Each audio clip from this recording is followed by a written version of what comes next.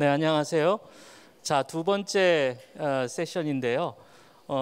이번 세션에서는 디아스포라, 우리는 모두 디아스포라다라는 제목으로 오늘 이 포럼에 참가하신 선생님들께서 디아스포라 문학과 그 본인들의 어떤 문학적 여정에 대해서 함께 나누는 시간을 갖도록 하겠습니다. 먼저 자리에 앉으신 분들을 간단하게 소개하도록 하겠습니다. 저는 오늘 모더레이터를 맡은 강원대 문화인류학과의 한건수입니다. 개인적으로 2017년에 유네스코 문학창의도시 가입을 위한 부천시의 신청서 작업을 아까 우리 지금 한국유네스코위원회 사무총장이신 한경구 선생님과 같이 준비를 했었고요. 그리고 한경구 선생님이 제안하셨던 이 디아스포라 문학상을 그때는 정말 이게 될까 긴가민가 하면서 준비를 했었는데 오늘 이렇게 첫 번째 시상식을 실제로 하니까 부천이 꿈꿔왔던 그런 문학창의 도시로서의 어떤 모습이 이제 저희들 눈앞에 가시적으로 나타나고 있는 것 같아서 굉장히 뿌듯합니다. 자, 오늘 그 포럼에 참석해 주신 선생님들을 잠깐 소개해 드리도록 하겠습니다. 먼저 이번 제1회 디아스포라 문학상 수상자이신 하진 선생님이십니다. 하진 선생님을 잠깐 소개해 드리면 현재 보스턴 대학에 재직하고 계시고요. 지금 필명이 하진이십니다. 그래서 혹시 본명을 궁금하시는 분들이 계실까 봐 본명을 잠깐 소개해 드리면 진 셰페이 선생님이시고요. 그리고 1956년에 중국 랴오닝성에서 출생하셨고요. 그리고 이제 미국의 브랜다이스 대학교에서 영문학 박사학위를 받으셨습니다. 실제 하진 선생님은 97년에 오션 오브 월즈라는 그 소설로 해밍웨이상을 받으셨고요. 그리고 언더 더 레드 플래그라는 작품으로 플래너리 오코너 단편 문학상을 수상하시면서 이제 문단의 주목을 받기 시작하셨습니다. 그리고 이후에 그 펜 포크너상을 2회 수상하셨고, 그리고 퓰리처상 최종 후보에도 오르시는 등 전 세계적으로 굉장히 주목받는 작가이십니다. 그래서 하진 선생님 뭐 오늘 계속해서 소개받고 계시지만 박수로 하진 선생님 환영해 주시면 감사하겠습니다. 포럼에 참석하신 두 번째 선생님은 아까 다들 보셨던 이번 하진 선생님의 책을 한국어로 번역하셨고 또 번역자로서 디아스포라 문학상을 수상하신 전북대학교의 왕은철 선생님이십니다. 왕은철 선생님은 번역도 하시지만 문학평론가로서 여러 가지 그 작품 활동을 하고 계시고요. 전북대학교에서 영문학을 공부하셨고 미국의 메릴랜드 주립대학교에서 영문학 박사학위를 취득하셨습니다. 그리고 이제까지 50여 권이 넘는 번역서를 출간하셨어요. 저는 개인적으로 왕 선생님께 굉장히 고마운 게 제가 인류학자로서 아프리카 문화를 연구하거든요. 그래서 제가 학생들에게 수업 시간에 늘 아프리카 작가들의 책을 소설을 읽기를 이제 권하는데 그 책의 상당 부분이 우리 왕 선생님이 번역하신 책입니다. 그래서 왕 선생님께서 뭐 남아프리카 공화국에서 노벨 문학상을 수상했던 백인 작가인 제이엠 쿠시나 나딘 고드머 이 두 사람의 작품을 번역했을 뿐만 아니라 그리고 케냐의 응구기와 띠옹호라고 하는 굉장히 우리가 탈식민주의 문학 논쟁에서 중요한 그 작가입니다. 응구기와 띠옹호의 작품도 번역하신 그런 경력이 있으시고요. 그리고 실제 2011년에 제5회 유영 번역상을 그 제이엠 쿠스의 나라의 심장부에서라는 책을 번역하심으로써 번역상을 받으시기도 했고 2012년에는 전숙희 문학상을 받으셨는데 이건 번역가로서가 아니라 본인의 애도에 찬 문학에 나타난 그리움의 방식들이라고 하는 그런 어떤 평론가로서의 작품을 통해서 상도 수상하신 학자이자 번역자이자 또 평론가이신 왕 선생님을 소개해 드립니다. 박수로 환영해 주시면 감사하겠습니다. 그리고 또 소개해 드릴 분은 이번 부천 디아스포라 문학상 심사위원을 맡으셨고 또 오늘 이렇게 저희들과 같이 디아스포라 문학에 대해서 얘기해 주실 분인데요. 크리스 리 선생님이십니다. 크리스 리 선생님도 직접 작품을 쓰시는 소설가이시면서 현재 연세대학교 언더우드 국제학부에서 학생들을 가르치고 있는 교수님이시기도 합니다. 크리슬리 선생님은 캘리포니아 주립대학 UCLA에서 영문학을 공부하셨고요. 그리고 요크 대학에서 영문학 석사, 워런 윌슨 컬리지에서 문해창작 예술학 석사, 그러니까 크리에이티브 라이팅 직접 작품을 쓰면서 대학원 과정을 마치셨고요. 2012년에 단편 소설집인 드리프팅 하우스로 데뷔하셔서 푸시카트상을 수상하신 바 있습니다. 그리고 또 그 2016년에는 장편 소설로서 How I Became a North Korean이라는 책도 영어로 발간하셨고, 또 한국 문학을 영어로 번역하고 계시기도 합니다. 실제 그래서 김영하 작가의 너의 목소리가 들려를 2017년에 영어로 번역하시기도 했습니다. 그리고 워싱턴 포스트나 더 가디언, 뉴욕 타임즈 등의 서평을 계속 기고하고 계시고, 현재는 또한 북한의 인권 문제에 대해서 여러 가지 활동을 하고 계시는 활동가이시기도 합니다. 크리스 리 선생님 소개해드립니다. 박수로 환영해 주십시오. 그리고 마지막에는 타카미 니에다 선생님을 소개하도록 하겠습니다. 타카미 니에다 선생님은 2021년 문학창의도시 부천시가 부천 레지던시 작가로 선정한 작가님이십니다. 현재 미국 시애틀에 거주하고 계시면서 일본계 미국인으로서 여러 가지 아시아 작품을 번역하고 계시고요.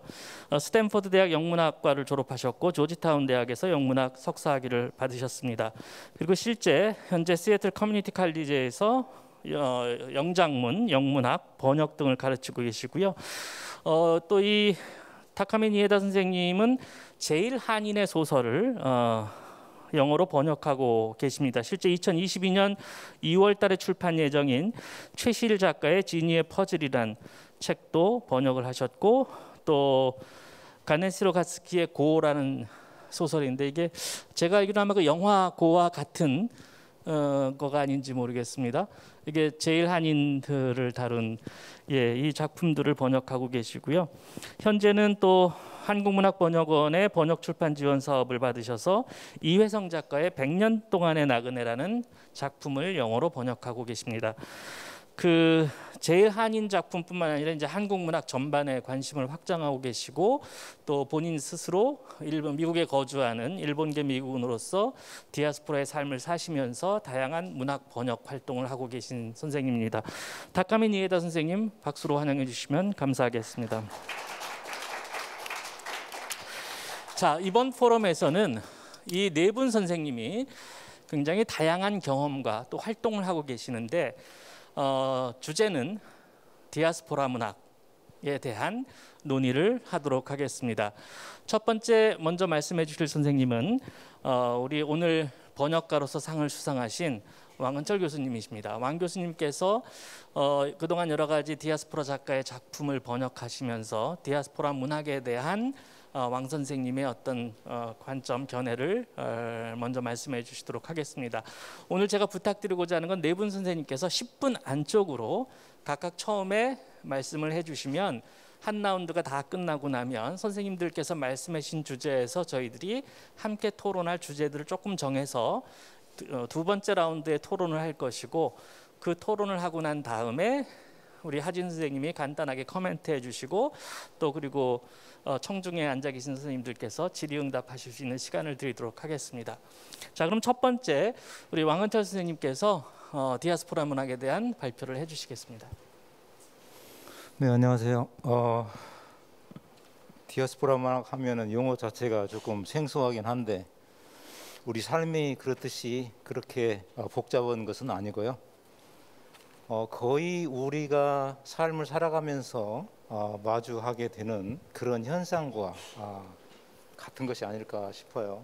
이제 그게 첫째가, 이제 우리가 어떤 곳을 떠나게 되면 그 떠나온 곳에 대한 향수를 갖게 되죠. 그게 이제 디아스포라 문학의 출발입니다. 고향에 대한 의식, 고향에 대한 그리움, 고향에 대한 향수, 이것은 불가피하게 우리가 맞닥뜨리게 되는 거죠. 우리가 어떤 곳을 떠나게 되면 그곳으로 돌아가고 싶어 하는 것이니까요.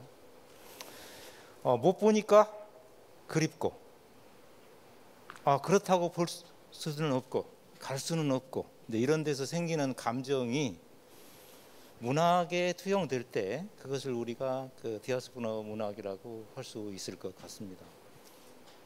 그래서 이제 거창한 사람의 그 이름을 들먹이지 않아도 이 디아스포라 문학은 우리 모두가 생각할 수 있는 그런 영역에 속하는 것이다. 이제 이렇게 그 얘기를 할 수가 있겠는데, 그래도 이제 철학자를 하나 그 인용을 하자면, 그 프랑스 철학자 중에 여러분도 그 들어보시겠지만 자크 데레다라는 이런 분이 있습니다.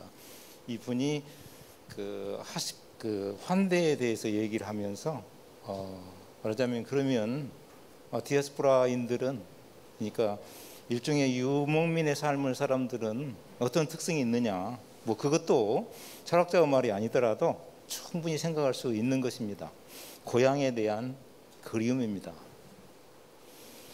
고향이라는 것은 데리다가 정의하기로는 우리의 조상들이 묻혀 있는 곳, 우리의 조상들이 삶을 살았고, 묻힌다는 것은 그 문화 속에 살다가 문화를 향유하고 그의 삶을 살다가 그곳에 묻히고 또 애도를 받고, 이러한 게 고향이라고 정의를 한 것이죠. 그 조상들이 묻혀 있는 곳에 대한 그리움, 그곳을 가고 싶어 한다는 것이죠.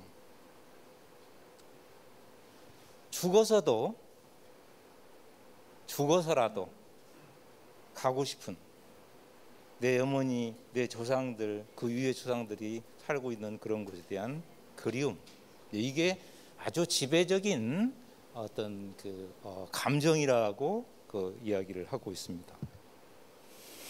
그러면 이게 문제는, 디아스포라인 것은 디아스포라의 삶을 살기 때문이죠. 고향에 있지 않고. 그러면 이제 거기에 생기는 이제 문제가, 그렇다면 고향은 늘 그리움의 대상일 수밖에 없습니다. 그러면 인간은 언제나 대체물을 찾는 존재입니다. 그죠? 못 가니까 그러면 집에 관한 노래도 하고, 그죠? 또 생각 속에서 가기도 하고. 근데 그 중에 이제 대표적으로 이제 데리다가 드는 것이 언어입니다. 언어. 그러니까 디아스포라인들은 언어를 통해서 언어를 궁극적인 고향으로 인식한다는 것이죠. 고향. 그래서 고향은 사실 지리적인 공간적인 의미의 고향은 움직일 수가 없는 곳입니다. 그렇죠? 우리가 태어난 곳은 여기인데 이곳을 저쪽으로 옮겨갈 수는 없으니까, 그런 의미에서 아주 원래적인 의미에서의 고향은 움직이지 않는 부동의 장소다. 근데 이제 언어는 우리 안에서 살면서 우리와 함께 움직인다는 개념이 생기죠. 그래서 이제 데리다는 보통 여러분 모빌홈이라고 있지 않습니까? 모빌 이동주택이라고, 그죠? 그래서 언어를 모빌홈이다. 그래서 고향은, 그래서 언어로서의 고향은 움직이지 않는 것이죠. 우리가 움직일 뿐 늘 거기에 있어서 우리를 따라서 움직이는 것이다. 그래서 데리다는 이렇게 두 가지 의미의 고향을 얘기합니다. 디아스포라인들의 삶을 얘기를 할 때 모국어의 문제가 늘 대두가 되는 것은 이제 그러한 이유이기 때문이죠. 모국어가 궁극적으로 우리의 집이다. 집. 우리가 어떤 것을 실제적으로 공간적인 이런 것을 탈출할 수 없으니까 적어도 상징적인 의미에서라도, 은유적인 의미에서라도 고향을 우리 안에 데리고 다니면서 이동주택처럼 끌고 다니면서, 그러니까 이동하면서 이동하지 않는 고향, 이런 게 이제 일반적인 디아스포라인들의 삶이죠. 그게. 근데 이제 이게 문학적으로 옮겨오면 이제 조금 이제 방향이 달라지죠. 자, 일단 어디를 가도 우리말로 자기의 모국어로 글을 쓸 수는 있습니다. 그렇죠? 근데 이제 문제는 자기가 살고 있는 낯선 땅에서 그것이 수용이 되지 않는다는 것이죠. 수용이 되지 않으면 모국어를 떠나서, 집을 떠나서 다른 언어로 갈 수밖에 없는 것이죠. 그래서 이제 디아스포라인들은 그러한 삶에서 굉장히 갈등도 하고 정신분열적인 상황도 생기고 위기도 생기고 하는 게 그런 것입니다. 이게 일반적으로 그런 어떤 디아스포라인들의 언어와 관련해서 생기는 자기 분열적인 상황 이런 것을 초래한다고 볼 수가 있는 것이죠. 그러면 일반적으로 자기 모국어로 쓰지 않고 새로 채택된 외국어로 글을 쓸 때 생기는 문제는 정체성의 위기가 고스란히 드러난다는 것이죠. 감정적으로 굉장히 혼란스러워하게 됩니다. 여기에 이제 오늘 디아스포라 문학상을 수상하신 하진 작가의 경우에도 그것은 마찬가지였을 것이라는 거죠. 본래가 중국어가 모국어인데 그것을 영어로 자기 생각을 써야 하니까 이것이 말하자면 자기의 본연의 의무는 일종의 충성심이 있다면 충성심은 모국어를 향한 것이어야 됩니다. 그런데 독자가 이쪽에 있고 그러니까 영어로 글을 쓰니까 거기에서 생기는 말하자면 일종의 내가 내 엄마를 어머니를 배반한다는 그런 생각을 작가 스스로도 느낄 수밖에 없는 것이지요. 그리고 이제 디아스포라 작가의 경우에 이제 이런 경우에 이제 두 종류가 있을 것입니다. 하나는 모국어를 떠날 때 나의 정체성이 확립되어 있는 사람이 있고 그냥 너무 어렸을 때 떠나서 혹은 후대에 태어나서 그게 모국어가 아니라 저쪽에서 정착한 이쪽 양쪽에 소통이 가능할 수 있지만 그러면 적어도 하진 작가의 경우에는 30살에 가까이 돼서 모국을 떠났으니까요. 그러니까 늘 그 노스텔지어가 그 그리움이 중국을 향한 이런 것이다. 그리고 이제 초기 작품은 중국에 관한 것이었고 특히 이제 문화혁명 기관에 있었던 그러한 것이었고 나중에는 말하자면 이민자들의 삶 이쪽에 디아스포라인들의 삶으로 이것이 어떤 주제적인 성격이 소재적인 성격이 국한이 된다는 것이죠.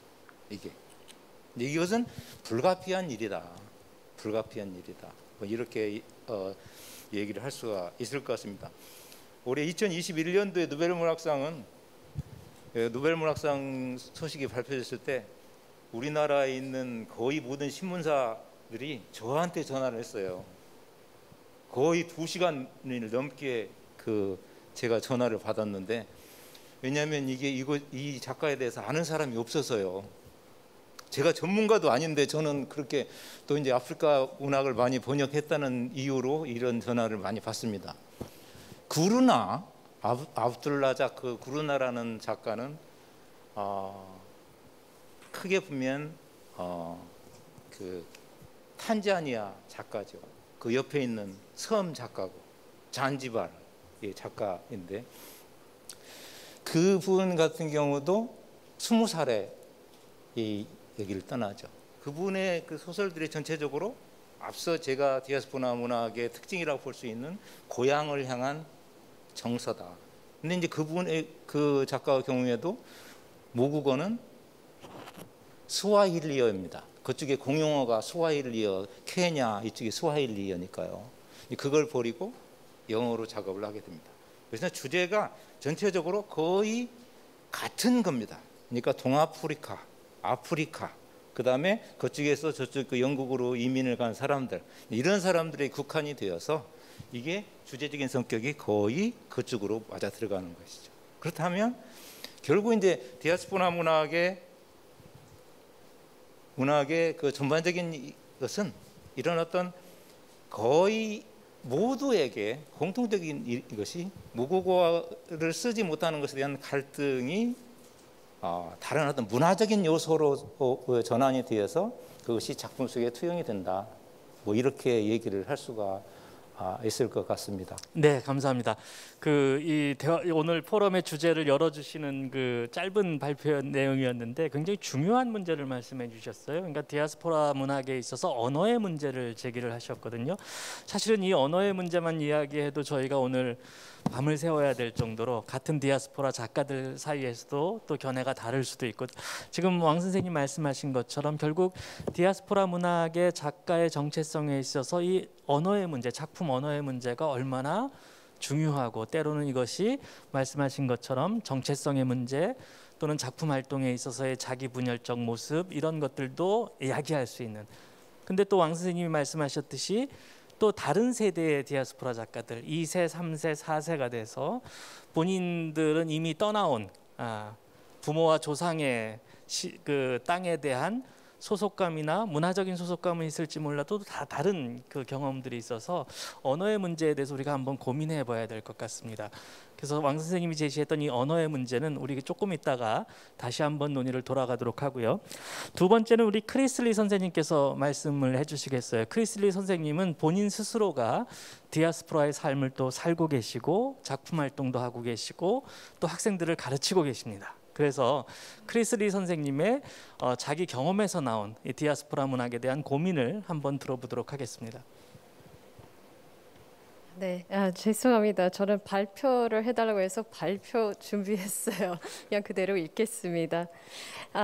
So this is my very personal take on the diaspora. The Drifting House, or 11 Notes on a History of the Diaspora. 1. Some synonyms: uprooting, displacement, exile, stateless, the other, othering, minority, margins, nomadic, knocked off course, ripped out, rootless, outcast, unsettled, misplaced, losing, like a fish out of water, uncentered, and therefore eccentric.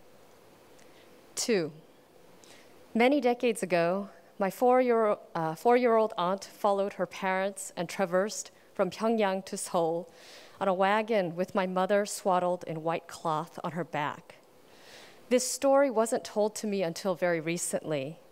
The pain of displacement and loss so terrible for our extended family that for over 40 years, it was the great silence of our house, the unspeakable. 3. In an interview, the poet Ed Buckley once said that, quote, "Metaphor making at its deepest substratum of all poetry, it seems to me, aches the interconnectedness of everything," end quote. The metaphor of the drifting house seeks to bridge vast oceans and lands, languages, cultures, and make meaning out of the sometimes impossible, absurd condition of being someone and no one, the quantum mechanics of our past and present, of somewhere and nowhere at once. 4. A drifting house drifts between worlds, between times. To be able to choose the condition of exile is a privilege or a punishment for innocence.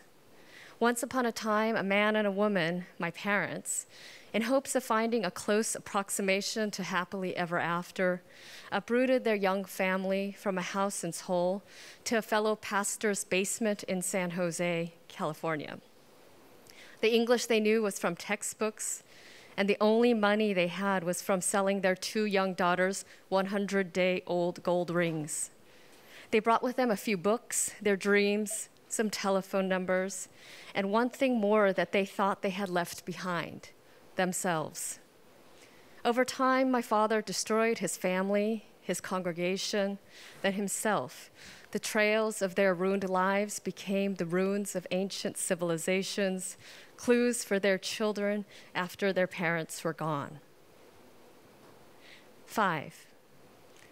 The diaspora may be the most interesting part of each society, the part always navigating the constantly shifting groups and grounds, the vagabond who brings his or her language and culture into the known world and challenges, then changes it. The etymology of diaspora comes from the Greek, the scattering of seeds.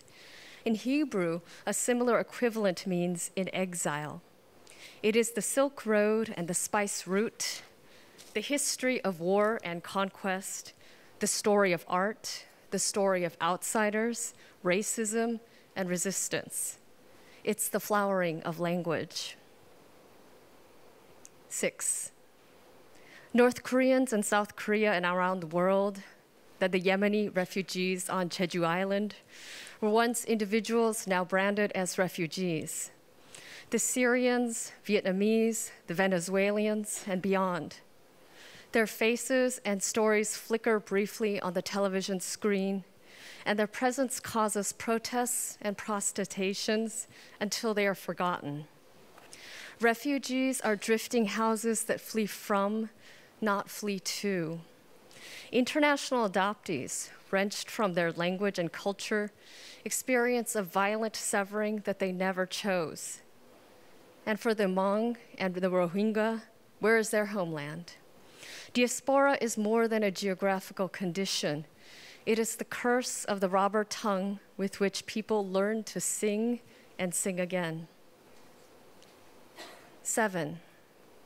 Once upon a time, a Korean couple lived for over a decade in America, then died, and their immigrant dreams were buried with them in adjacent plots donated by a prosperous church. They left as they had arrived, with no health insurance, no house or condo, no savings, and only their children remaining. Their oldest daughter didn't understand or refused to understand the warnings. She exited one door for another, from California to England when a scholarship opportunity arose. She left for the promise of a better version of herself, for the promise of leaving behind the family history, and especially for the promise of new beginnings. She ended up boomeranging back to Korea and to the source of the original wound, because the story of diaspora begins in the homeland. New beginnings are always ancient, time-worn beginnings. 8. For Dominican Republican-born fiction writer Junot Díaz, uprooted and reborn in the new country, knew, quote, "There's nothing more true in being a child of a diaspora, a child of immigrants. We're completely new to our parents. We're not something they can ever understand. And it's not as if we're ever going to be accepted. We're accepted as long as we conform to what we are expected to be, and I'm sure that's not any different for anyone else," end quote. 9. Rogers Brubaker, professor of sociology, set out 3 criteria to describe boundaries in the ever-crowded enclave of the word diaspora. A, dispersion in space. B, an orientation toward the homeland, real or imagined. And C, boundary maintenance vis-a-vis a host society. To orient oneself toward a homeland, real or imagined, is to become the drifting house, an image that constructs and is constructed. What is real is less important than the active building of scaffolding, the creative act of making in the mind. 10. Diaspora is heterogeneous identity. 11. Fiction writer Salman Rushdie said that, quote, "Sometimes we feel we straddle 2 cultures, at other times that we fall between 2 stools," end quote. I prefer the drifting house, the ghostly image that is both here and not here, the one that was never meant to be rooted in the first place. It is a condition of being and a condition of seeing. It is a kingdom of dreamers, the condition of the artist. For me, being part of the diaspora is the most comfortable because it is the most intensely alien. Even after all my years living in South Korea and returning to, quote, the homeland, unquote, I am the uneasy outsider, the one who looks too familiar to be exotic, but is too different to belong. It doesn't matter that my husband and I speak Korean only out of necessity. I speak the native language fluently until there's a catch somewhere in the intonation, a stumble across a misplaced preposition, a correct collocation in an inappropriate context that immediately marks me. The diaspora is a state of mind as much as it is a geographical boundary. And just as I did when I was a kid in California who read English better than she spoke the language, who hid from her parents at the supermarket because she yearned not to be Asian in the town populated by white America and industrious Jehovah's Witnesses, I'm not at home in the world. So I make my home in books. Once upon a time, once upon a time.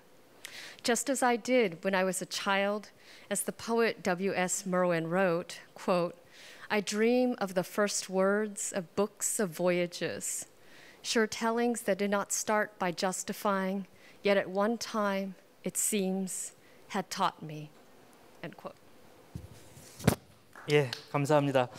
크리스 선생님이 그 월남에서 실향민으로 사셨던, 사실 어떻게 보면 이주민이고 고향을 떠나야 했던 부모님, 그리고 또 그 부모님은 다시 미국으로 이주하셨고 그 미국으로 이주한 이민자 가정에서 태어난 2세로서의 삶의 경험, 그리고 그 경험이 자신의 문학적인 또 이 성취로 다가올 때 고민했던 여러 가지 정체성의 문제.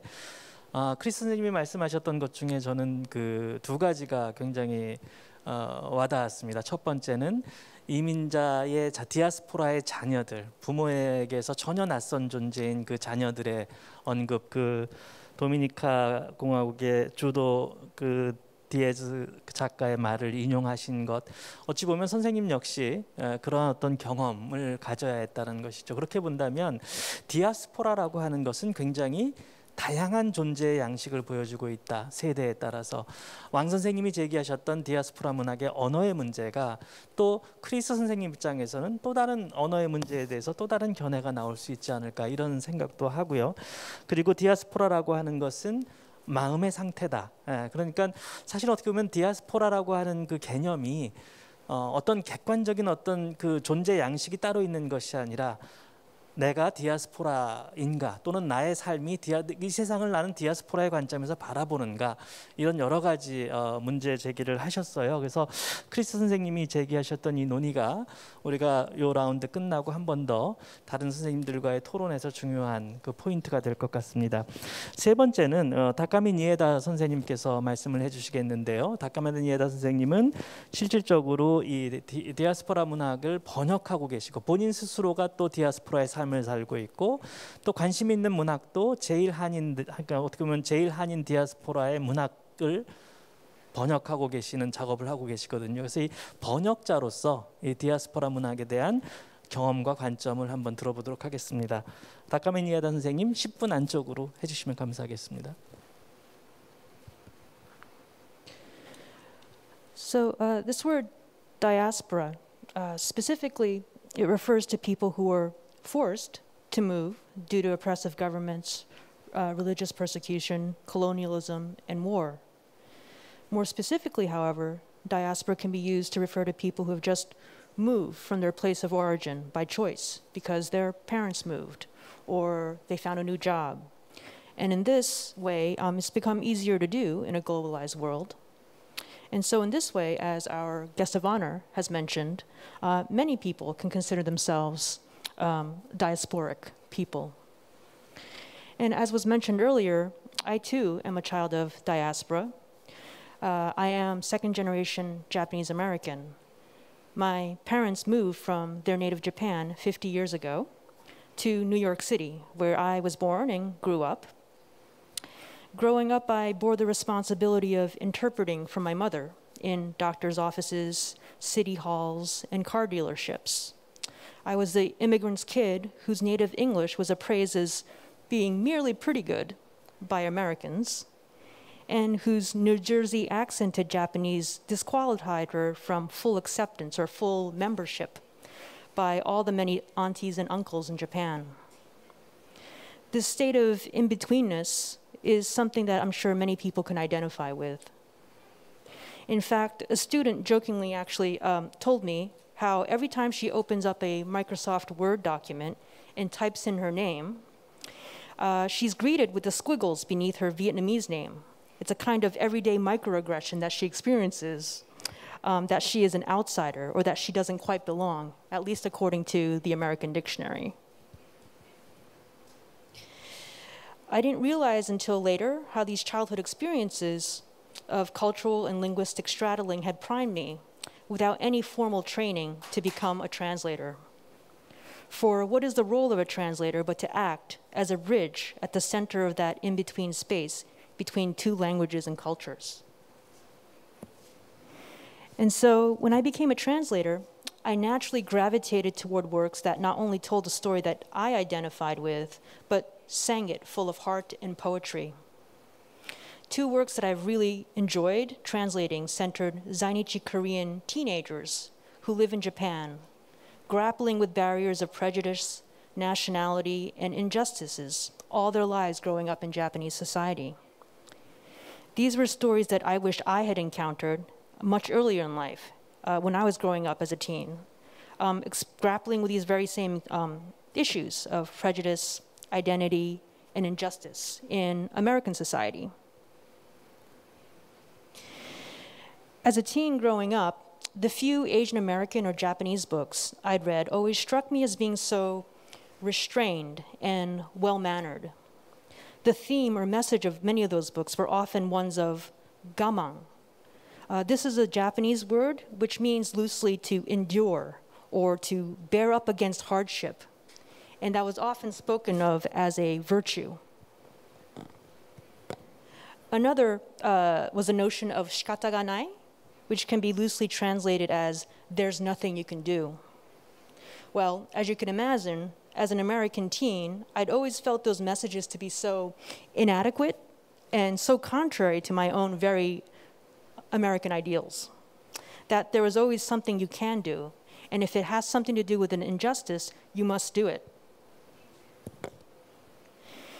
And so therefore, I instantly connected with the two main characters of the book that I translated. They are Zainichi Korean teens living in Japan who are quite willing to confront discrimination and adversity head on. Their stories were the ones that I wanted to read growing up. And that's what drives my work as a translator, to make visible and to amplify the stories that have largely been invisible. I'm not interested in maintaining the status quo of literature. I mean to disrupt it. And I suspect many translators are this way, at least the ones that I hang out with.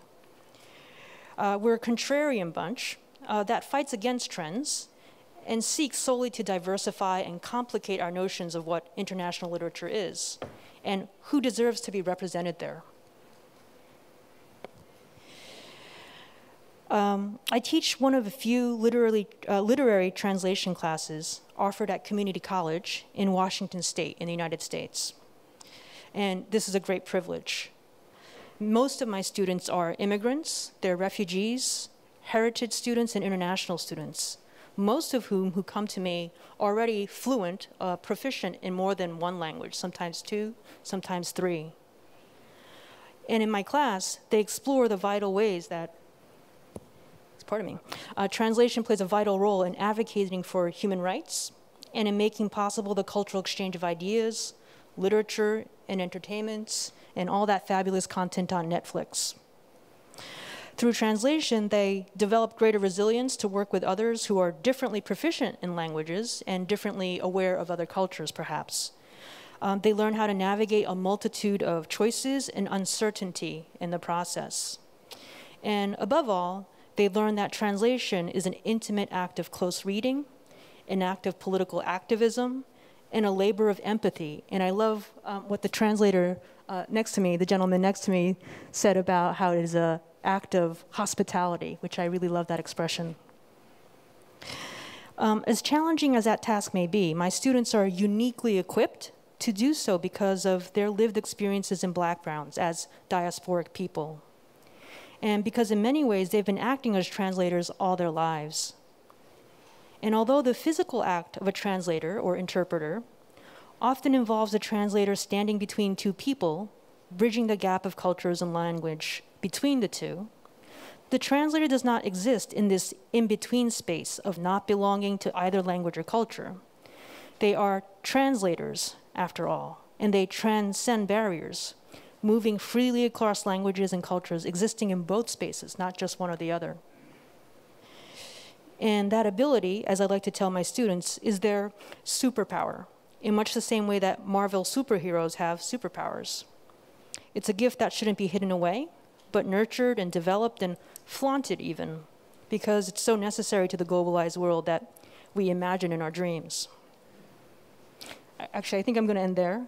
And I'd like to just end and say how I'm very grateful to the city of Bucheon for the dedication to highlighting diaspora literature through the award and the forum. And I'm especially appreciative that they have included translators in this discussion as well. Thank you very much. 네, 감사합니다. 다카메 니에다 선생님이 말씀하신 내용 중에 그 본인이 10대 때 읽었으면 참 좋았을 만한 그 소설이라고 얘기했던 고라고 하는 소설이 있는데 이게 영화로도 만들어졌습니다. 그래서 저는 수업 시간에 우리 학생들한테 정체성을 다루는 그 수업에서 항상 이 영화를 보게 해요. 일본에서 만들어진 영화인데 일본에서 자라는 3세, 4세 소위 제1한인 청소년들이 나는 누구인가라는 그 정체성에 일본 사회에서의 차별과 그렇다고 그 일본 사회에서 차별을 겪지만 그렇다고 자신은 한반도에 근거를 둔 정체성을 가질 수 없는 자신들의 문제를 고민하는 그런 그 소설이거든요. 근데 그 지금 선생님이 이야기하신 내용 중에 사실은 디아스포라의 그 정체성이라고 하는 것이 얼마나 복합적인가. 같은 한민족이라고 하더라도 일본에 살고 있는 한인 디아스포라들 3세, 4세로 넘어가게 되면 이들의 고민은 자신들의 부모와 할아버지는 어떤 분들은 물리적 고향은 한반도의 남쪽이지만 정치적 고향을 북쪽으로 선택한 분들도 있었고 또 그 본인들의 정체성의 핵심을 한반도에 두고 있었고 떠나온 곳에 두었지만 3세, 4세에 내려가게 되면 그들은 더 이상 우리의 정체성에 중요한 건 한반도가 아니라는 거죠. 그래서 스스로를 아까 자이니치라고 얘기하셨잖아요. 그게 제1이라 한자로 제1이에요. 일본에 살고 있다라는 그 사실이 자기들 정체성의 핵심이라는 거죠. 거기에 모든 고민과 논의와 앞으로 자신들의 삶의 정체성을 어떻게 만들어갈 것인가의 핵심은 일본에 살고 있는 현실이라는 겁니다. 자, 그런 면에서 이 자이니치 문학에서 갖는 정체성의 문제, 디아스포라인의 문제, 그것을 어떻게 문학으로 형성하고 더 나아가서 번역을 통해서 이거를 어떻게 서로가 우리가 소통하는가 이 문제 제기를 하셨고 또 번역가의 중요성에 대해서 말씀을 하셨어요. 근데 사실은 이 유네스코 문학창의도시 네트워크의 모든 도시가 강조하는 것이 번역의 중요성입니다. 우리가 번역하지 않으면 서로를 이해할 수 없고 문학을 교류할 수 없다라는 거죠. 자, 오늘 지금 세 분 선생님이 말씀을 해주셨는데 하진 선생님이 오늘 지금 굉장히 많은 그 말씀을 해오셨어요. 아까 조금 오전 일부 그 좌담회에서도 사실은 구원으로서의 글쓰기라고 하는 주제를 사실 오늘 준비를 하셨는데 일부를 조금 더 말씀을 하신 게 있어요. 그래서 지금 이 시간에는 저는 하진 선생님께 조금 자유롭게 지금 세 분의 이야기를 들으시면서 이 세 분이 이야기했던 디아스포라 문학의 어떤 고민과 쟁점에 대해서 선생님은 어떻게 생각하시는지 아까 언어의 문제도 제기가 됐었고 또 2세, 3세로 넘어온 그 다음 세대의 디아스포라 작가들의 문학에 대한 고민을 좀 들으셨을 텐데 그거에 대한 하진 선생님의 의견은 어떠신지 그거에 대해서 간단하게 말씀해 주시면 고맙겠습니다. 지금 이 질문은 제가 갑자기 즉흥적으로 드린 거여서 하진 선생님께 조금 죄송하지만 뭐 간단히라도 요거에 대해서 좀 얘기를 해주시면 감사하겠습니다.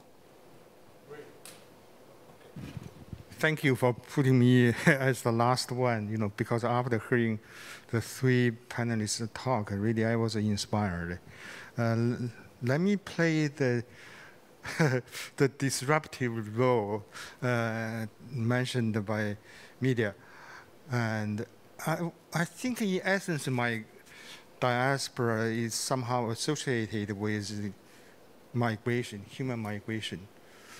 And so because we move around Traditionally, this is also related, is very often returns a big theme that is related to nostalgia.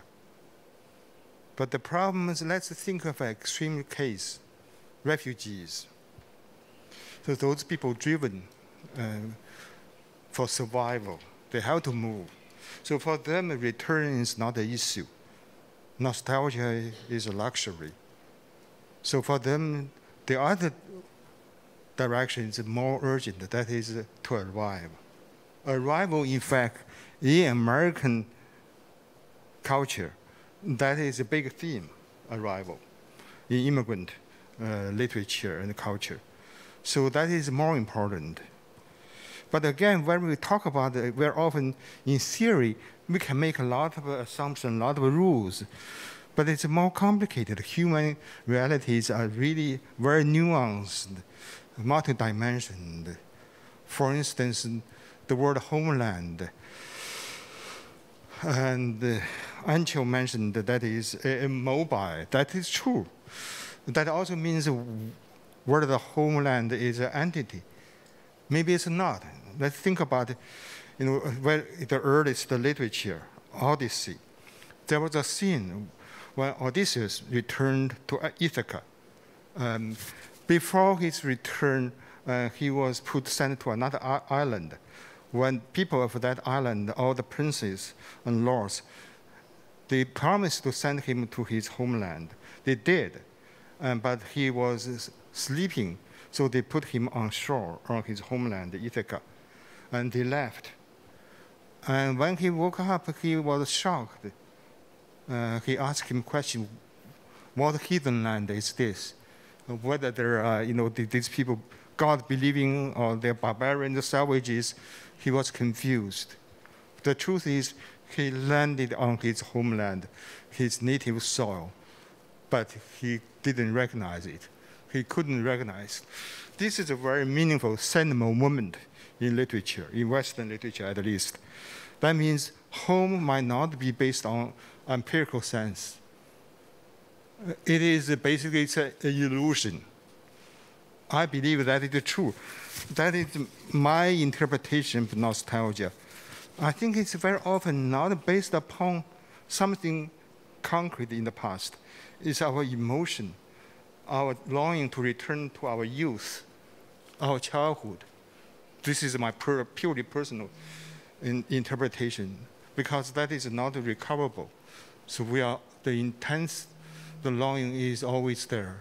It's getting deeper and more poignant.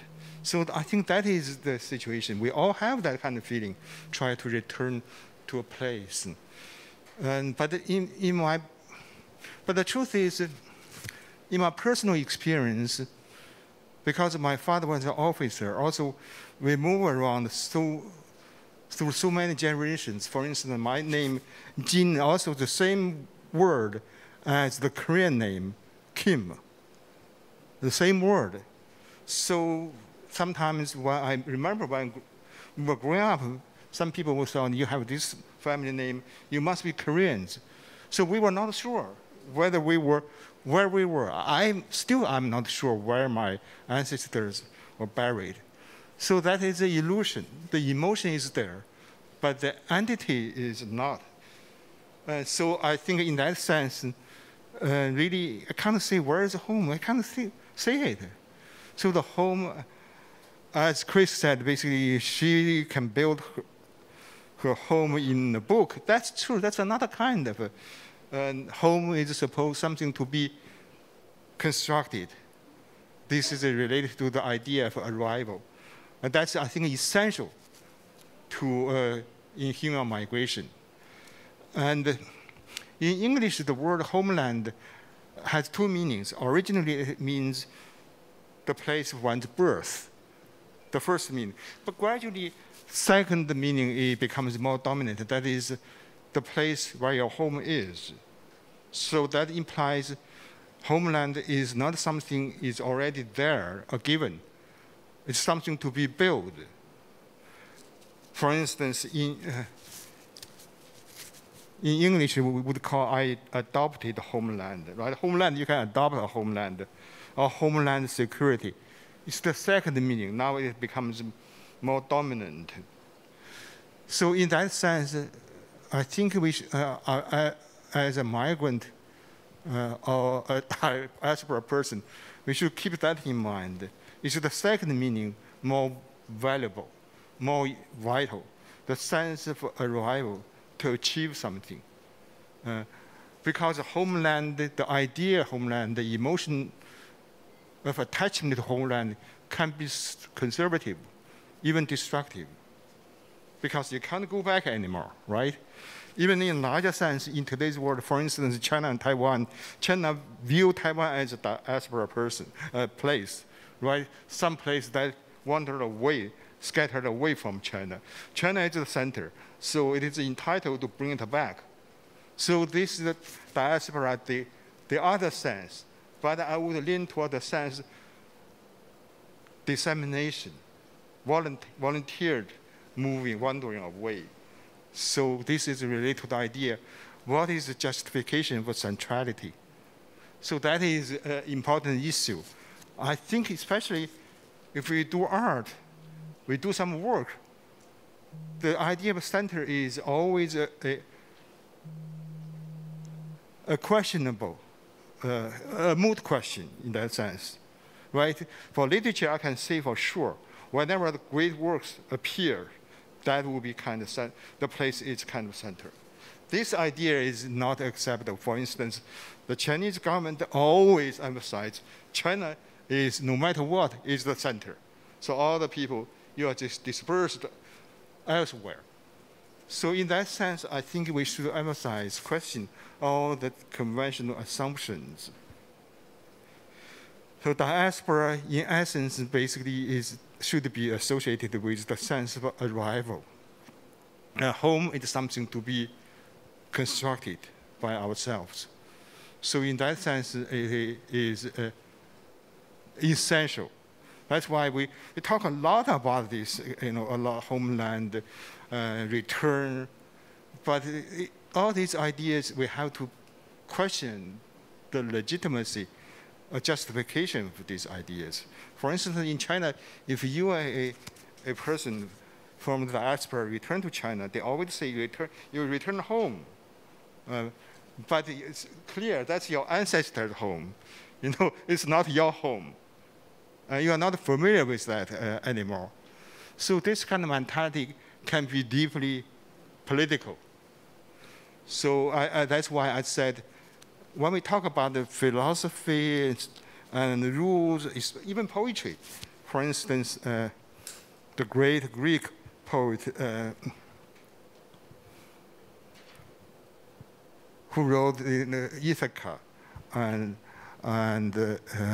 cities, Cavafy, the great poet. So you can see all about human migration. But that is the ideal state. But human realities are more complicated. Let me return to the original question. Refugees, how can we make rules for them? Right? For them, they have to take diaspora as the condition, the only condition. So let me stop there. It's more complicated. Human reality is very, very complicated. 감사합니다. 지금 말씀하신 것 중에 사실은 굉장히 여러 가지 얘기를 하셨지만, 자, 홈랜드, 홈은 뭘까 디아스포라에게서 이것이 얼마나 만들어지는 것이고 과정이고 또 상황에 따라서 이것이 얼마나 우리가 질문을 던져야 하는 개념인가, 이거에 대해서 말씀을 해주셨거든요.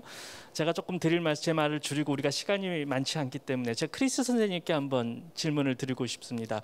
크리스 선생님도 말씀하실 때 한국과 또는 미국을 오고 가고 하시면서 이 홈의 이야기, 홈랜드라든가 이 고향의 그 개념, 그리고 또 크리스 선생님도 한국어와 영어라는 두 가지 언어의 그 작품 활동을 하시면서 또는 생활에 사용하시면서 이 홈의 지금 하진 선생님 말씀하셨던 고향, 고국, 조국이라는 굉장히 우리가 질문을 던져야 하는 이 개념과 또 디아스포라스의 언어의 문제에 대해서 간단하게 선생님 혹시 말씀해 주실 게 있으시면 말씀해 주시죠. Yes, I think the idea of home, or especially, I grew up in rather fraught conditions.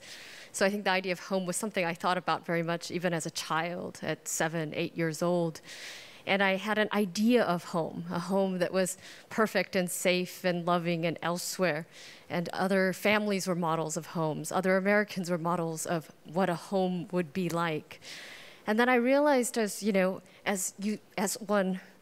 all search for a place of belonging, I think that my place when I was a child, I was at home in books. That was where I was most comfortable. That was what I understood. It was a language. It was a communication. It was having a tribe of characters who were people I trusted, maybe more than I trusted the people around me. And I think that when I came to Korea, for example, I didn't expect to stay. It was a visit, just like England. It was a visit that turned into a stay, and then I came here, and the visit, turned into a stay. And part of it was a sense that there were parts of me missing. I call it the missing arm. You realize you're missing a limb, but you didn't realize you were missing it until there's the ache that desires to be filled.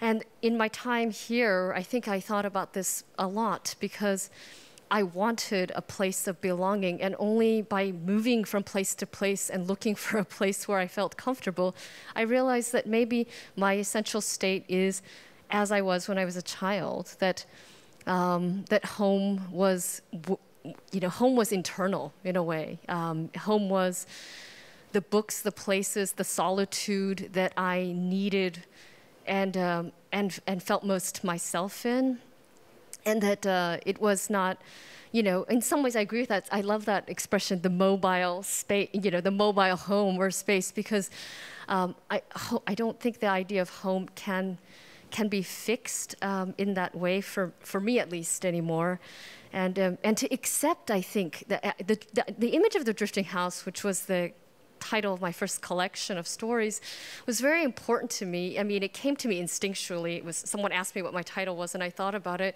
I had a handful of stories, maybe 5 at that time, and I just made up a title. But it stuck because I think that's the sense of not quite being here or there, which was something I wanted to escape from when I was young, I realized is actually a place itself. To be in between is maybe, again, where in some ways, it's the most creative space. It's the place, the people of in between are the people I'm most attracted to and I feel most comfortable with. I think of the Korean writer Chung Young-moon 작가님, who told me he feels sometimes like a European trapped in a Korean body. So his home also is elsewhere. And so I think we seek because we're human, and maybe the seeking is what keeps us alive, but maybe we create the object of the seeking in order to stay alive in a way. 예, 감사합니다. 혹시 왕 선생님 지금 크리스 선생님이나 하진 선생님 말씀에 코멘트하실 부분이 있으신가요? 일반적으로 이것을 이제 개인적으로 그 양쪽 선생님이 그 말씀을 하신 걸 들으니까 이게 그 디아스포라 문학이라는 것을 정의하기가 굉장히 어렵겠구나. 이게 스펙트럼이 이렇게 넓은데 이게 그 디아스포라 문학이다 이렇게 정의하기는 굉장히 어려울 것 같은데, 그럼에도 불구하고 그것이 일루전이라고 해도 우리는 늘 어떤 것으로 돌아가고 싶어한다. 뭐 이러한 것은 분명한 사실인 것 같아요. 그 프로이트가 그 트라우마를 정의를 하면서 말하자면 늘 왔던 곳으로, 출발했던 곳으로 돌아가려고 한다는 이런 얘기를 그들 하는데, 심지어 우리 삶은 죽음에서 시작된 것이어서 죽음으로 돌아가는 죽음 충동까지도 있는 것이라고 이렇게 얘기를 하는데, 그것이 이제 이것과 이제 관련이 완전히 부합되지는 않지만 적어도 우리에게는 돌아가서 그것이 허구로 판명된다 하더라도, 그것이 결국 내 안에 있는 것이라고 판명된다 하더라도 늘 우리는 고향을 향해서 간다. 이것은 되돌아가는 것은 결국 우리의 숙명이고, 결국 그것이 돌아간다는 것이 우리가 거기에 도착한다는 것은 아니니까, 뭐 하진 교수님이 말씀하신 대로 결국 이것이 도착하는 것의 문제일지도 모르죠. 사실은 고향의 의미라는 것이. 그럼에도 불구하고 우리는 돌아가려고 한다. 이게 이제 우리가 일반적으로 갖고 있는 어떤 심리적인 욕구다, 심리적인 추동력이다 이런 생각을 하는데 결국 이제 이게 이제 개인적인 작가에 따라서 이제 가령 이제 아까 말씀을 하셨던 난민도 있고 여러 가지 문제로 인해서 발생하고 더더군다나 정체성을 어디에 두고 있느냐, 새로운 언어권에서의 정체성이냐 아니면 내가 두고 온 그 모국어와 관련한 정체성이냐 이거에 따라서 스펙트럼 자체가 워낙 광범위해서 일반화하기에는 굉장히 무리가 있을 것 같고 그래서 이제 만약에 디아스포라 문학을 정의한다면 굉장히 제한을 둬서 우리는 이것을 얘기를 한다는 것처럼 얘기를 해야 될 것 같아요. 예, 사실은 그 디아스포라 개념에 대해서 사회학에서는 가장 강조하는 것이 결국 디아스포라가 처한 상황의 핵심은 롱잉과 빌롱잉이라는 이야기를 저희들이 하거든요. 그러니까 소속과 현재 나의 소속과 내가 또 그리워하고 가고 싶어하고 바라는 그 두 가지의 모순을 그 안에 함께 지니고 있는 것이 디아스포라거든요. 그래서 그런 면에서 본다면 선생님 말씀하신 것처럼 디아스포라 문학을 하나로 규정하고 정의할 수가 없을 것 같지만 저는 오히려 그렇게 하나로 규정하고 정의할 수 없는 것이 디아스포라 문학의 힘이 아닐까. 결국 이 세계에서 우리가 굉장히 충돌하는 가치관과 서로 다른 문화와 또 그 속에서 내가 어떤 정체성을 취하고 그 정체성에 따라서 세상을 바라보는지에 따라서 우리의 문학 세계는 경계 없이 넓어지는 것이 아닌가 또는 경계를 넘어서는 것이 아닌가. 그래서 지금 아까 왕 선생님 초반에 노벨 문학상 얘기하시면서 현재 디아스포라 문학이 차지하고 있는 영향력과 확산과 또 그 디아스포라 문학 작가들이 보여주고 있는 새로운 상상력과 글쓰기가 문학에 주는 여러 가지 시사점이 있는 것 같아요. 그래서 사실은 부천에서 디아스포라 문학상을 제정할 때 저희들이 가장 강조했던 것은 부천시는 아까 일부에서도 많이 말씀하셨지만 60년대 70년대 성장하면서 국내 이주민들의 도시거든요. 이쪽 부천 공단으로 일자리를 찾아 이주해온 많은 국내 이주민들과 그리고 2000년 90년대 후반 2000년대 이후에는 또 부천에서 일자리를 찾아 이주해온 많은 외국인 노동자들, 또 한국으로 들어오는 결혼해서 들어오시는 분들, 난민들, 정말 이러한 그 이주의 역사 속에서 부천이라는 도시는 자신들의 과거의 역사와 앞으로의 미래를 이주와 디아스포라의 어떤 문화적 정체성을 수용하고 그것을 또 적극적으로 도시의 다양성을 증진하는 그런 어떤 자원으로 삼겠다라는 의지의 표현이었고 또 디아스포라 문학상을 제정하는 그런 결과에 이르렀던 것 같습니다. 자, 우리가 지금 13분이 남아 있어요. 그래서 제가 플로어에 계신 여러분들께 질문할 시간을 드리려고 합니다. 지금 앞에 네 분이 앉아 계세요. 그래서 질문하실 때 이 네 분 중에 어떤 분에게 하는 질문인지를 좀 명확하게 해주시고요. 그리고 시간이 없기 때문에 질문은 한 1분, 2분. 그러니까 본인의 의견 말씀하시기보다는 질문을 정확하게 해주시면 좋겠어요. 지금 세 분이 손을 드셨는데요. 요 네 분, 남자분이 제일 먼저 손을 드셨거든요. 마이크를 주시고 그 다음에 남자분, 그 다음에 우리 트리스야, 그 다음에 그 뒤에 앉았기 네 분이 손을 드셨기 때문에 네 분에게 일단 질문권을 드리겠습니다. 질문은 가급적 간단하게 해주셔야 답변을 들으실 수 있습니다. 네, 안녕하십니까. 저는 부천 펄복 기념관의 운영위원으로도 일하고 있는 시인이면서 동화작가이기도 합니다. 디아스포라가 아까 말씀하신 것처럼 우리 떠나는 자, 이동하는 자, 또 어떤 갈등의 개념에서 또 그 자리를 벗어난 자 이런 것들을 쭉 말씀을 하셨는데 실질적으로는 남아있는 자에 대한 디아스포라의 개념을 좀 말씀을 좀 드리고 싶습니다. 실은 펄복 여사께서 한국에 한 3년 계시면서 두 가지 그런 개념을 가지고 쓰신 소설이 있는데 모닝캠하고 그다음에 또 뉴 이어스라고 하는 그 두 가지 소설의 개념을 보게 되면 전쟁통에 외국인들하고 한국인 그 여자들 사이에 난 다민족이라고 할 수가 있겠죠. 근데 그 사람들이 가지고 있는 갈등, 남아 있는 자들에 대한 갈등, 전쟁이 끝나고 아버지는 미국으로 가고 또 뭐 영국으로 가고 이런 상황에서 남아 있는 자들에 대한 갈등과 이런 것들을 우리가 개념적으로 좀 많이 다루고 있는 내용들이 있는데요. 그래서 디아스포라의 개념이 떠나는 자의 개념도 우리가 중요하지만 남겨져서 지금 우리가 현실적으로 지금 고통받고 있는 사람들에 대한 대변 이런 것들도 굉장히 중요하다 그런 생각을 가지고 있습니다. 그런 데 대해서 우리 우리 선생님께 한번 그 내용을 좀 들어보고 싶습니다. 네, 자 지금 저희가 10분밖에 없습니다. 지금 동시통역이 진행되고 있는데요. 동시통역 선생님들이 일을 끝나시는 시간이 정확하게 5시입니다. 그래서 답변을 들으시려면 네 분 다 지금 질문을 할 시간이 없을 것 같은데요. 짧게 질문을 1분 내로 해주실 분만 손들어서 질문해 주시면 감사하겠습니다. 트리시아 선생님 여기 일단 트리시아 선생님 1분 내로 해주세요. 네. 그 다음에 선생님 1분 내로 질문해 주세요. 안녕하세요. 저는 미국에서 온 트리샤 박이라고 바이올리니스트고 풀브라이트 장학금 받아서 온 거예요. 그리고 제가 부천에서 이렇게 저번 금요일에 음악하는 학생들 위해서 마스터 클래스 하고 했는데요. I'm going to say my question in English because it'll just be easier.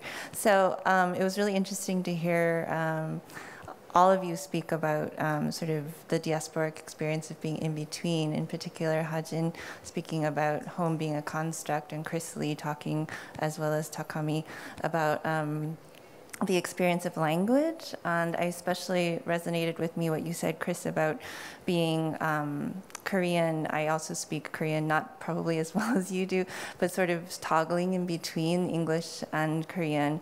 And I was wondering if maybe Chris and Takami and even Hajin, please, would speak very briefly about what responsibility they feel the writer may have to purposely decentralize English in translation or in telling diasporic stories, whether that's how you use the language of the heritage that you're speaking of, or reflecting that discomfort that you all talked about, because I think that there is the idea of literature being a home, but also how do we reflect the discomfort of that home? 네, 감사합니다.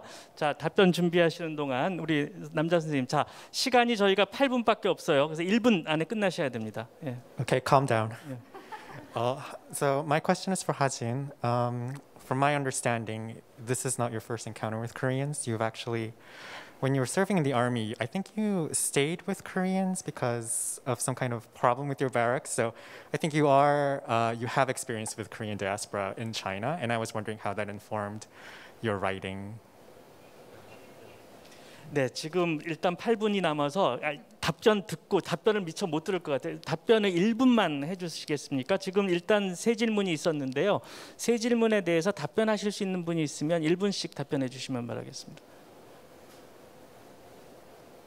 Hajin, will you answer within 1 minute? Sure. Yeah, I'll do it. Mike. Okay. Yeah, yes, I did spend like a half year in a Korean village in China when I was a soldier. That gave me a lot of confidence, especially when I was writing Wall Trash, because I saw the landscape just across the Tumen River, exactly the same. So a lot of things like wild herbs and the Korean families they gave us. So I could describe the taste, some customs. So that I didn't have to do research. That gave me a lot of confidence. As for the other, how to present diaspora people or people left behind, I think the artist's responsibility is to do the best work. Otherwise, if we don't create art, then the question will be quite ethical. What is the justification for you to consuming others' suffering? Right? My only answer is that you have to do real art. That will preserve or transform that experience, make it more valuable. Let me give you an example.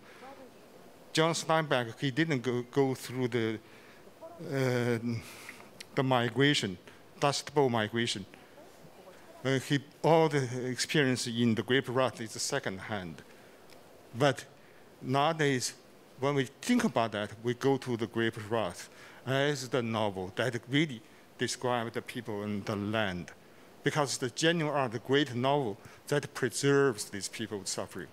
So that is our only possibility to make the best use of their suffering, to transform it. 예, 감사합니다. 혹시 다른 선생님, 예. So I'm going to try and answer Trisha's question, and I hope I'm getting the question right. I think you were asking about how we decentralize English. And I'm going to talk about a very nuts and bolts sort of translator-ish thing that translators do oftentimes is to not resist the use of italics to foreignize certain words. And I'm not quite sure if that's kind of engaging the question that you were asking. But oftentimes, as you know, when you are translating words that are not quite translatable, oftentimes we retain that original word in its original its source language and italicize it as a way to tell the so-called whomever this English reader is, to let them know that that is a foreign word, right? And I know for a fact that many translators kind of resist that practice because we don't necessarily need to center, right, the English reader or the English in stories that are quite, frankly, not English stories, right? And so we want to center the protagonist, his experience. And so oftentimes when I'm translating a novel like Ginny's Puzzle by Cecil, she toggles between Japanese and Korean and English, and there are these words such as hanbok or chima or chogori or banchang.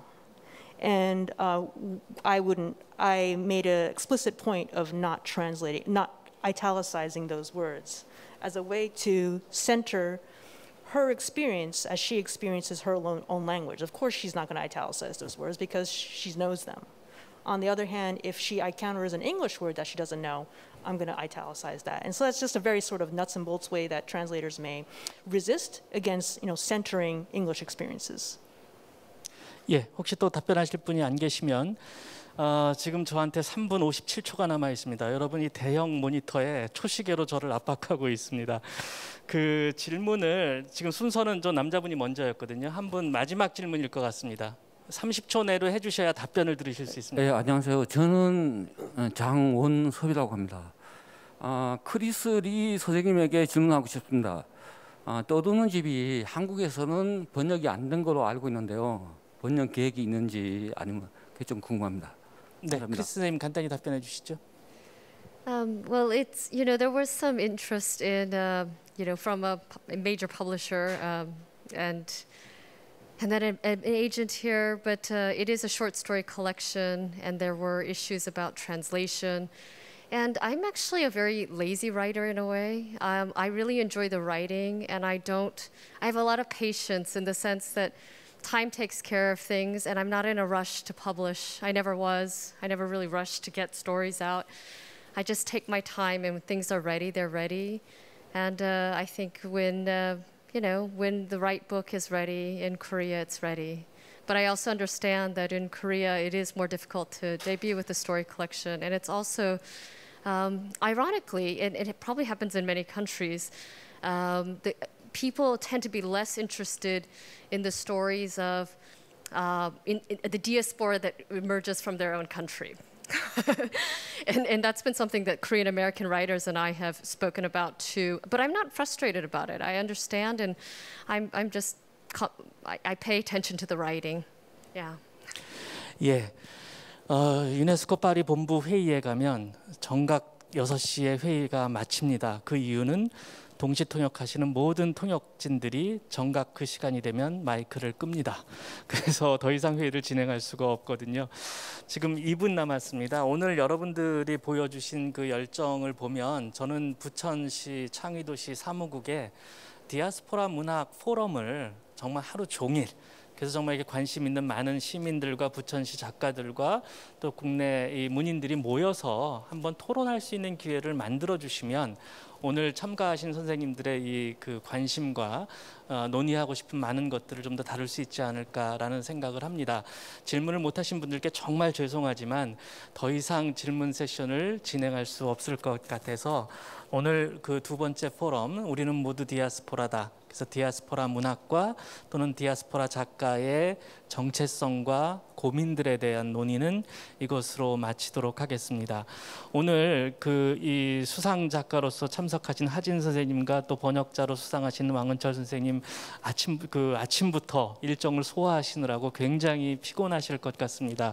그리고 두 분 선생님들께서도 오늘 정말 중요하고 우리가 앞으로도 지속적으로 토론해야 될 내용에 대해서 말씀해 주신 네 분의 발표자들께 감사의 박수를 드리는 것으로 오늘 포럼을 마치도록 하겠습니다. 정말 감사합니다.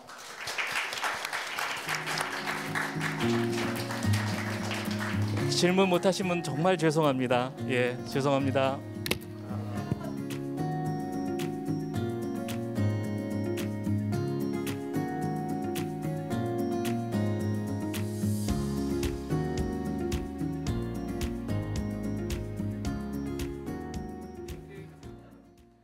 네, 장내 안내 멘트 드리겠습니다. 여러분 나가실 때 사용하셨던 통역기는 모두 안내 데스크에